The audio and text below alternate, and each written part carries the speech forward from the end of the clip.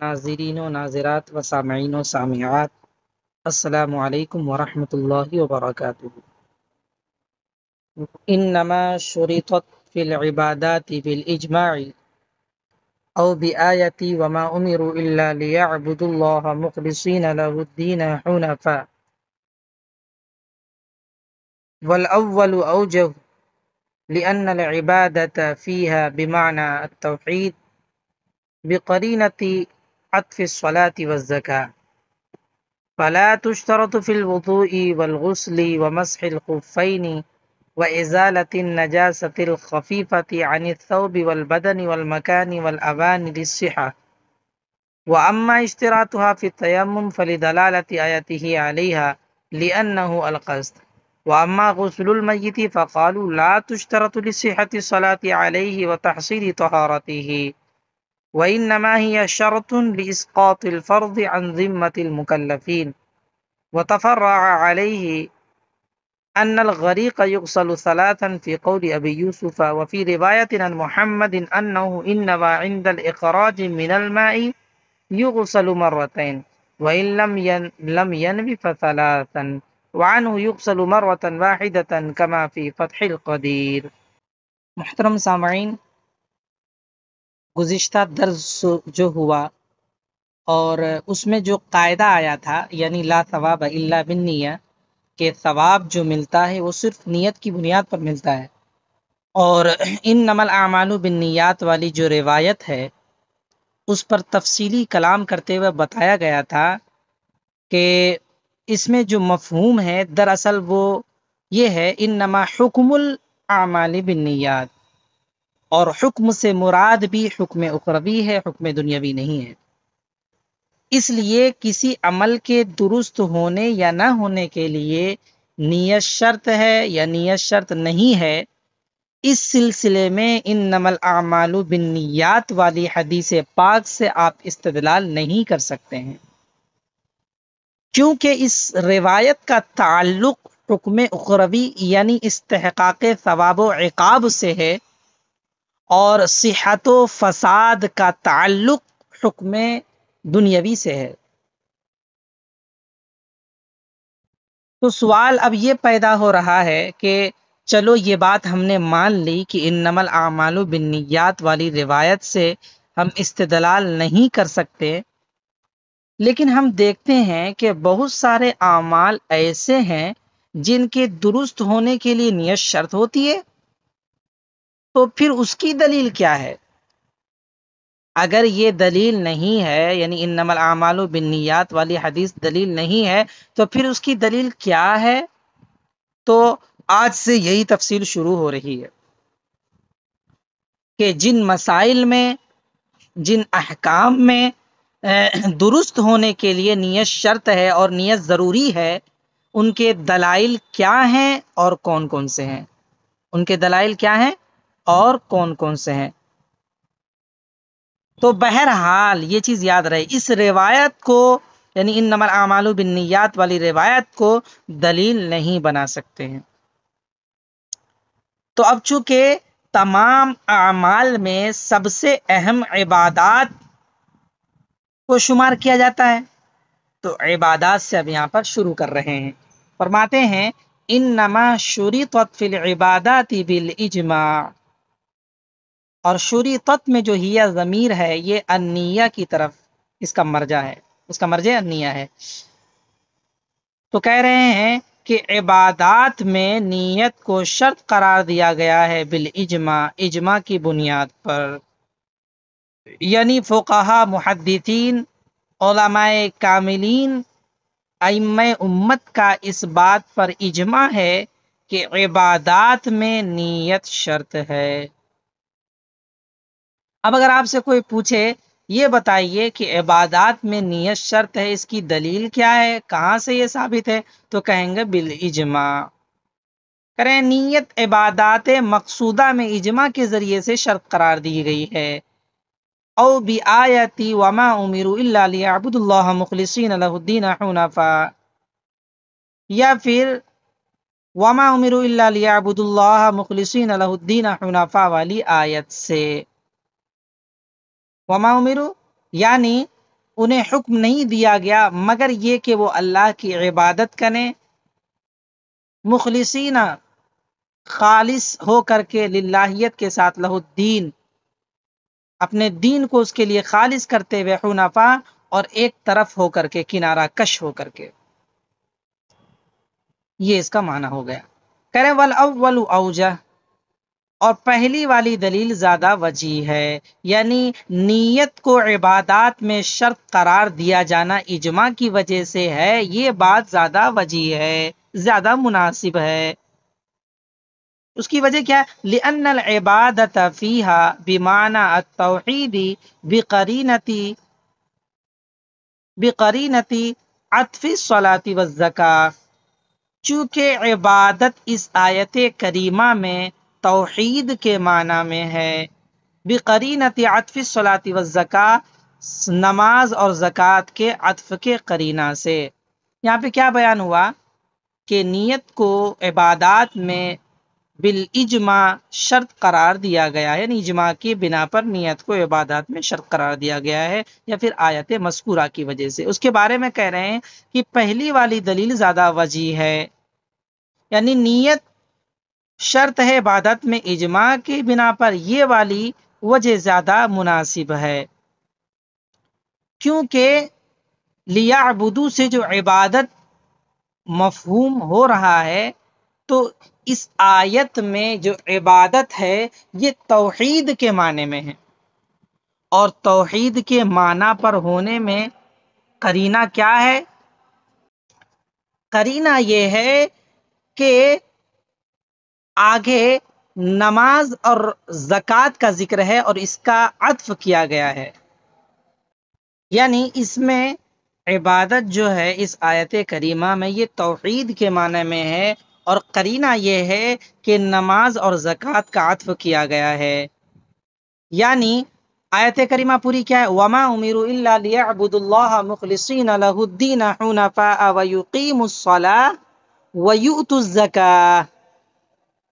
یعنی مطلب یہ ہوا کہ انہیں صرف یہی حکم دیا گیا ہے کہ وہ اللہ کی عبادت کریں خالص، اس کے دین خالص ہو کر، اس کے دین کے لیے، اس کے لیے، اور کنارہ کش ہو کر کے، اور وَيُقِيمُ الصَّلَاةَ اور نماز قائم کریں، وَيُؤْتُوا الزَّكَاةَ اور زکوٰۃ ادا کریں. تو اس صورت میں اگر لیعبدوا سے عبادت مراد لیں اور توحید مراد نہ لیں تو خرابی یہ لازم آئے گی کہ آگے بھی تو نماز اور زکوٰۃ کا ذکر ہے جو کہ عبادات میں سے ہیں، حالانکہ معطوف علیہ اور معطوف میں مغایرت ہونی چاہیے، تو یہ خرابی لازم آ رہی ہے. لہذا یہاں پر عبادت، اس آیت میں عبادت سے مراد توحید کا معنی مراد لیا گیا. وہی کہہ رہے ہیں لِأَنَّ الْعِبَادَةَ فِيهَا، اس لیے کہ آیت کریمہ میں عبادت توحید کے معنی میں ہے، بِقَرِينَةِ عَطْفِ الصَّلَاةِ وَالزَّكَاةِ، صلاۃ اور زکوٰۃ کے عطف کے قرینہ سے. فَلَا تُشْتَرَطُ فِي الْوُضُوءِ وَالْغُسْلِ وَمَسْحِ الْخُفَّيْنِ، لہذا نیت کو شرط قرار نہیں دیا جائے گا وضو میں، غسل میں، مسح خفین میں، اور نجاست خفیفہ کو کپڑے، بدن، جگہ، برتنوں سے دور کرنے میں نیت کو شرط قرار نہیں دیا جائے گا اس کی صحت کے لیے. تو فلا تشترط کا تعلق کس سے؟ انما شریطت سے ہے کہ عبادات میں بالاجماع یعنی اجماع کی بنا پر نیت کو شرط قرار دیا گیا ہے. فلا تشترط فی الوضوء والغسل، لہذا وضو اور غسل میں نیت کو شرط قرار نہیں دیا جائے گا، مسح خفین میں بھی نیت کو شرط قرار نہیں دیا جائے گا، نجاست خفیفہ کو کپڑے، بدن، جگہ اور برتن سے دور کرنے میں بھی نیت کو شرط قرار نہیں دی جائے گی، صحت، اس کی صحت کے لیے. یہاں تک بات مکمل ہو گئی. اب یہاں پر ایک سوال پیدا ہوتا ہے، اور سوال یہ ہے کہ نیت تو شرط قرار دی گئی ہے عبادت مقصودہ میں، نیت تو عبادات مقصودہ میں شرط قرار دی گئی اس کی صحت کے لیے، حالانکہ ہم دیکھتے ہیں کہ تیمم میں بھی نیت شرط ہے، حالانکہ وہ عبادت مقصودہ نہیں بلکہ وسائل میں سے عبادت غیر مقصودہ ہے. تو اس کا جواب دے رہے ہیں وَأَمَّا اشْتِرَاطُهَا فِي التَّيَمُّمِ، اور جہاں تک بات رہی نیت، تیمم میں نیت کے شرط ہونے کی، فَلِدَلَالَةِ آیَتِهِ عَلَيْهَا لِأَنَّهُ الْقَصْدُ، تو اس لیے کہ تیمم کی آیت خود نیت پر دلالت کر رہی ہے، لِأَنَّهُ الْقَصْدُ، بوجہ یہ کہ تیمم کا معنی ہی قصد ہوتا ہے۔ اور جہاں تک بات رہی تیمم میں نیت کے شرط قرار دیے جانے کی، تو آیت تیمم کا نیت پر دلالت کرنے کی وجہ سے، کیونکہ تیمم قصد ہے تو آیت ہی میں ہی ضمیر اور لِأَنَّ میں ہو ضمیر کا مرجع التیمم ہے۔ فَلَمْ تَجِدُوا مَاءً فَتَيَمَّمُوا صَعِيدًا طَيِّبًا، تو تم پانی نہ پاؤ تو پاک مٹی سے تیمم کر لو۔ تو تیمم کا معنی ہی ہوتا ہے قصد و ارادہ اور نیت کے، تو آیت کریمہ میں خود اس پر دلالت ہو رہی ہے، لہذا اس پہ نیت شرط قرار ہو گیا آیت کریمہ کی وجہ سے، آیت کریمہ کا نیت پر دلالت کرنے کی وجہ سے۔ اور لغوی معنی اور شرعی معنی کے درمیان مناسبت ہونی چاہیے، اس کی بھی رعایت کی گئی ہے۔ وَأَمَّا غُسْلُ الْمَيِّتِ فَقَالُوا لَا تُشْتَرَطُ لِصِحَّةِ الصَّلَاةِ عَلَيْهِ وَتَحْصِيلِ طَهَارَتِهِ، اور جہاں تک بات رہی میت کو غسل دینے کی، تو فقہائے کرام نے فرمایا کہ نماز جنازہ کی صحت کے لیے، لِصِحَّةِ الصَّلَاةِ عَلَيْهِ، الصَّلَاةِ عَلَيْهِ ای نماز جنازہ، ای الجنازہ ای صلاۃ الجنازہ، یعنی نماز جنازہ کی صحت کے لیے اور میت کے طہارت کو ثابت کرنے کے لیے نیت کو شرط قرار نہیں دیا جائے گا۔ تو فقہائے کرام نے فرمایا میت پر نماز جنازہ اور اس کے طہارت کے تحصیل کے لیے نیت کو شرط قرار نہیں دیا جائے گا۔ یعنی کوئی اگر نماز جنازہ پڑھ رہا ہے اور نیت نہیں کیا، یا پھر کسی میت کو غسل دے رہا ہے اور نیت نہیں کیا، تو اس میں نیت شرط نہیں ہے، وہ چیز درست ہو جائے گی۔ ہاں نیت کہاں کس چیز کے لیے شرط ہے یہ بھی یاد رکھے، وَإِنَّمَا هِيَ شَرْطٌ لِإِسْقَاطِ الْفَرْضِ عَنْ ذِمَّةِ الْمُكَلَّفِينَ، ہاں نیت تو شرط ہے مکلفین کے ذمہ سے فرضیت کو ساقط کرنے کے لیے۔ نماز جنازہ کی صحت اور میت کے طہارت کے حصول کے لیے نیت شرط نہیں ہے، بلکہ مکلفین جو شریعت نے جن پر حکم لگایا ہے، جن کو اس چیز کا مکلف بنایا ہے کہ آپ مسلمان ہیں، آپ کا کوئی پڑوسی انتقال ہو جائے، کوئی مسلمان بھائی انتقال ہو جاتا ہے، تو ضروری یہ ہے کہ آپ اس کی نماز جنازہ پڑھیں، ہے نا۔ آپ کا یہ آپ مسلمان ہونے کے ناطے اس کا یہ حق ہے آپ کے اوپر کہ آپ اسے غسل دیں، اس کی نماز جنازہ پڑھیں۔ تو غسل اور نماز جنازہ کے لیے نیت شرط نہیں ہے، بلکہ نیت شرط ہے کہ مکلفین کے ذمہ سے وہ فرضیت ساقط ہو جائے جو فرض کفایہ ہے۔ اب سوال یہ پیدا ہوتا ہے کہ مکلفین کے ذمہ سے فرضیت کو ساقط کرنے کے لیے نیت کیوں شرط ہے؟ تو اس کا جواب یہ ہے تاکہ یہ معلوم ہو کہ مکلف نے اپنی ذمہ داری کو پوری کی ہے یا نہیں کی ہے، تاکہ یہ چیز ثابت ہو جائے کہ جس کو مکلف بنایا گیا تھا اس نے اپنی ذمہ داری کا حق ادا کیا ہے یا نہیں کیا ہے۔ وہی کہہ رہے ہیں، جہاں تک بات رہی غسل میت کی، تو فقہائے کرام نے فرمایا کہ نیت کو نماز جنازہ کی صحت اور اس میت کے طہارت کے حصول کے لیے نیت کو شرط قرار نہیں دیا جائے گا، وہ تو مکلفین کے ذمہ سے فرضیت کو ساقط کرنے کے لیے شرط ہے۔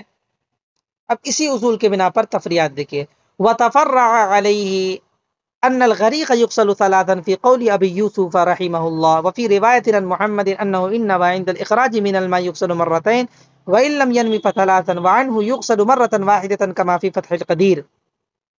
اور اسی پر انہوں نے تفریع کی ہے کہ غریق یعنی ڈوبا ہوا شخص، یعنی ڈوبے ہوئے شخص کو 3 بار غسل دیا جائے گا، بمطابق قول ابو یوسف رحمہ اللہ کے، یعنی امام ابو یوسف رحمہ اللہ کے قول کے مطابق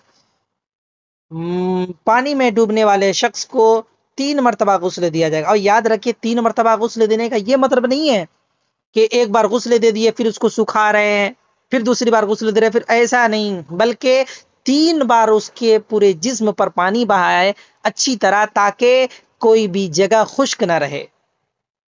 یہ بات کہہ رہے ہیں کہ ڈوبے ہوئے شخص کو امام ابو یوسف رحمہ اللہ کے قول کے مطابق 3 بار غسل دیا جائے گا۔ وفی روایت، اور ایک روایت میں ہے جو کہ امام محمد سے منقول ہے کہ ان نوا، اگر اس نے نیت کر لی پانی سے نکالنے کے وقت، تو یغسل مرتین، 2 بار غسل دیا جائے گا، 2 بار پانی اچھے سے بہایا جائے گا۔ وَإِن لَّمْ يَنْوِ فَثَلَاثًا، اور اگر نیت نہ کی پانی سے نکالنے کے وقت غسل میت کی، فَثَلَاثًا، تو پھر 3 بار اسے غسل دیا جائے گا۔ وَعَنْهُ يُغْسَلُ مَرَّةً، اور انہی سے ایک اور روایت ہے کہ صرف 1 بار غسل دیا جائے گا، کما فی فتح القدیر، جیسا کہ فتح القدیر میں ہے۔ تو دیکھیے، چاہے 3 بار غسل دیا جائے یا 2 بار غسل دیا جائے یا 1 بار غسل دیا جائے، بہر صورت مکلفین کے ذمہ سے فرضیت کو ساقط کرنا ضروری ہوگا۔